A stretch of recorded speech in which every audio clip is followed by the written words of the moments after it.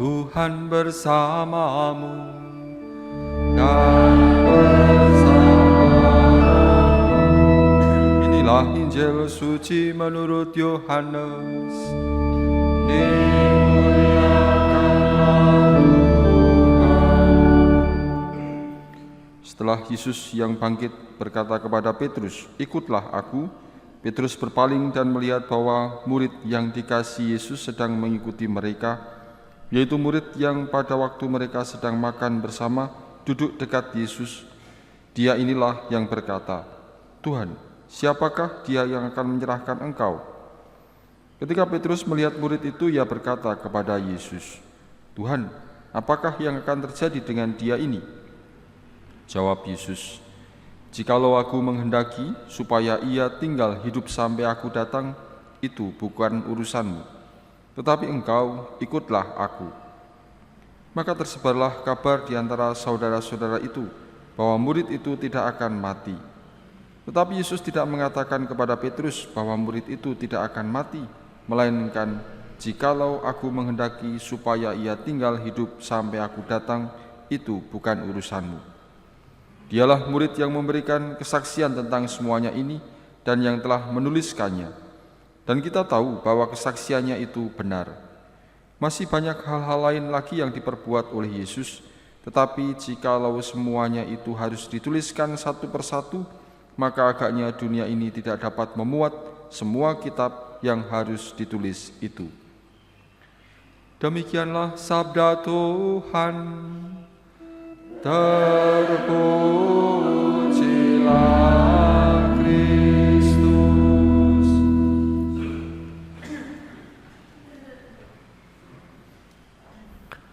Rama, Suster, Bapak, Ibu, Saudara terkasih, selamat pagi berkah dalam.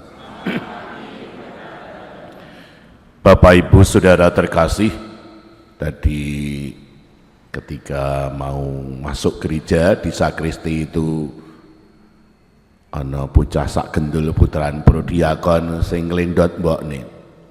Kalau usah tawarle mengko melu Rama ya. Pengen dadi Rama ora? Nggih Rama. Pengen dadi Rama kaya Rama Irman apa Rama Pri? Oh ya. Lalu ternyata dari rumah dia itu sudah membawa pakaian kaya jubai Rama, sekarang duduk di belakang saya ini. Jadi dia itu kemantil-kandil kalau dengan saya, lalu kalau ketemu kadang sagendong dan pengen jadi Rama, ya melu aku, oke. Nah, ditawari mari ikut aku, lalu betul mengikuti, itu pula yang juga pernah dialami oleh Santo Petrus seperti kita dengar dalam bacaan Injil tadi. Konteks bacaan kemarin, Yesus baru saja bertanya kepada Petrus, "Apakah engkau mengasihi aku?" sampai 3 kali. Dan kemudian Yesus mengatakan, "Gembalakanlah domba-dombaku."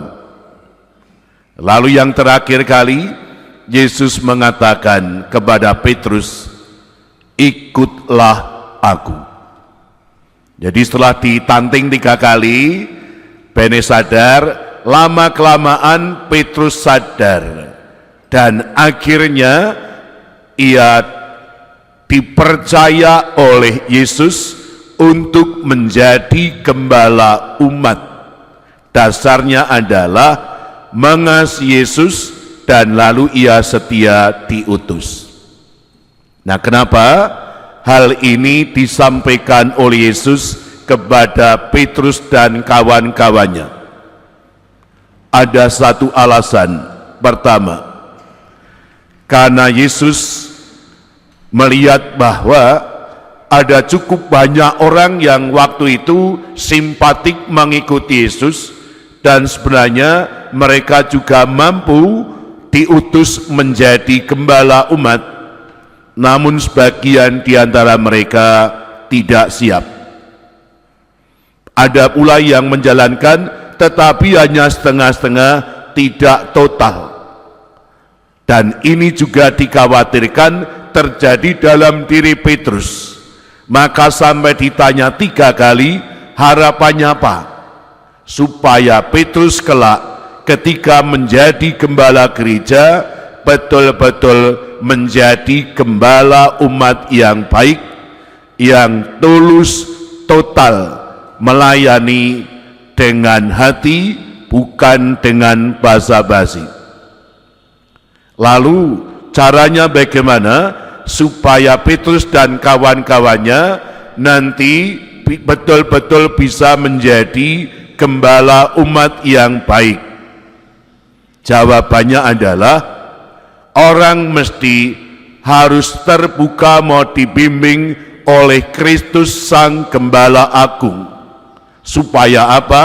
Supaya kelak orang dapat mengembalakan jemaat dengan semangat kegembalaan Kristus sendiri yang lemah lembut, sederhana, mengabdi melayani dengan sepenuh hati. Lalu contohnya seperti apa? Orang yang terbuka dibimbing oleh Kristus Sang Gembala Agung sehingga dapat mengembalakan umat dengan semangat kegembalaan Kristus sendiri. Misalnya seperti yang dialami oleh Santo Paulus, kita dengar dalam bacaan pertama.